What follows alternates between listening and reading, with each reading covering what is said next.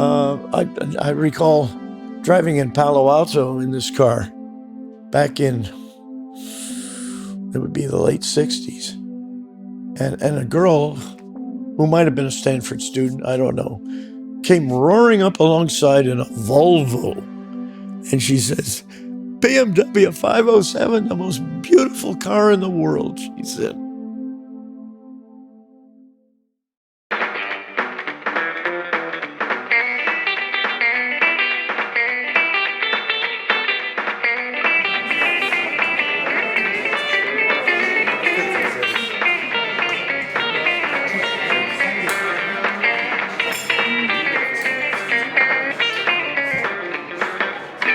Begonnen hat das Projekt für mich mit einem Brief. For me, the project began with a letter I received from Jack Castor, an American journalist in San Francisco.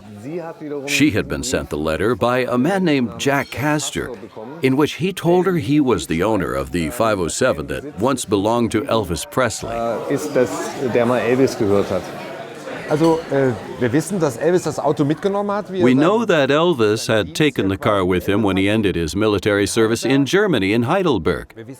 We also know that the car changed owners in 1964 and that Castor bought it in 1968 for $3,500. Für $3.500. We then blew up a few pictures, which showed the leather covering around the horn button and the D-plate on the rear bumper, which also stands out very clearly. Those were some of the features of the car that made us think this was, beyond all doubt, Elvis's car. Und dann kam es eben zu dieser. We decided we needed to go out to the USA. We flew to San Francisco, and the first thing we did was drop by on Jackie. Of course, she knew we would then be going on to see Jack after we'd left her place. Sure enough, the next day we drove from San Francisco to Half Moon Bay, where Jack lived, and where we expected to find the 507. But the car wasn't there. Instead, it was elsewhere, in a wooden farm building of some kind, that turned out to be the pumpkin barn.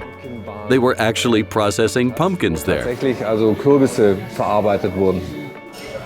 So we got talking to Jack and eventually asked him, how exactly did you get your hands on the 507? And he replied, actually, I didn't really want the car I ended up with. I only found out later, after looking into its history, that this was Presley's car, the car Hans Stuck had raced, the famous Elvis car.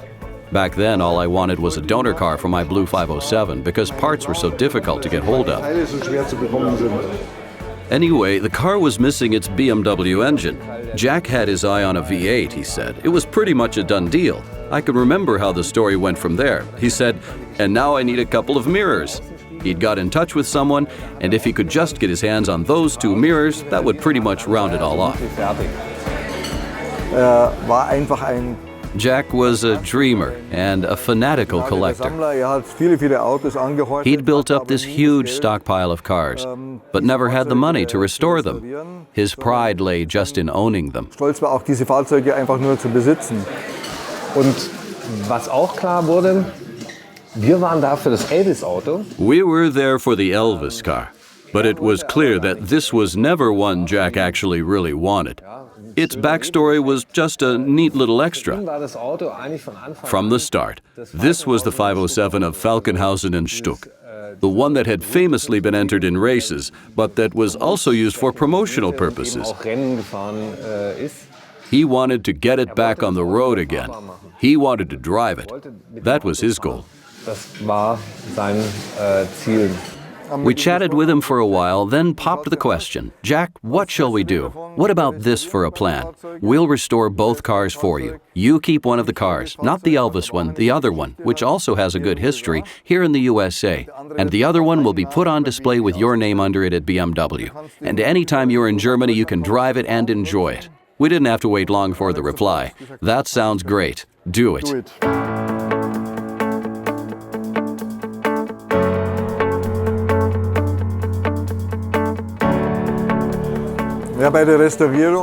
With the restoration, we set ourselves the goal from the outset of doing the work as well as possible, to the very highest standard. So after we detached the body from the frame and underbody structure, we stripped the paint off it in a dip tank and examined what we were left with. There wasn't much of the trunk floor still intact, and the front wheel arches had to be partially replaced. And then, of course, we had to rebuild the cross member at the front of the frame because it was pretty rotten and had been partly cut out to make way for a big block V8. Then we took a standard BMW V8 engine and upgraded it to 507 specification.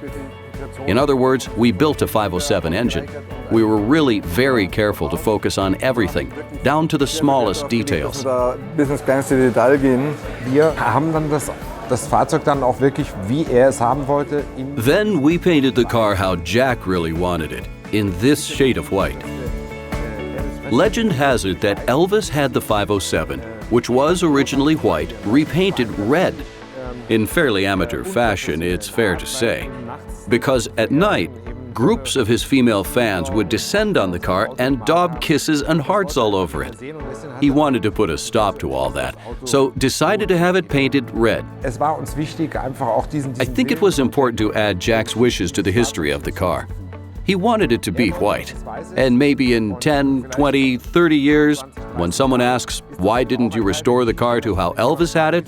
We can tell them this story. Elvis es damals hatte, können wir ihm genau das dann auch erzählen.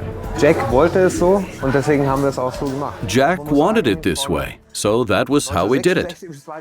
You'd have to say he took his time finding a restorer for the car, from 1968 to 2014 to be precise. But when he found the right one, there was no doubt in his mind. And I have to say that I'm proud he chose to give the car to us to restore. So now we have a Falkenhausen car, a Stuck car, an Elvis car, a Jack car, the presentation car. There's so much history packed into this 507, so much reflected in it, so much we can tell people about it.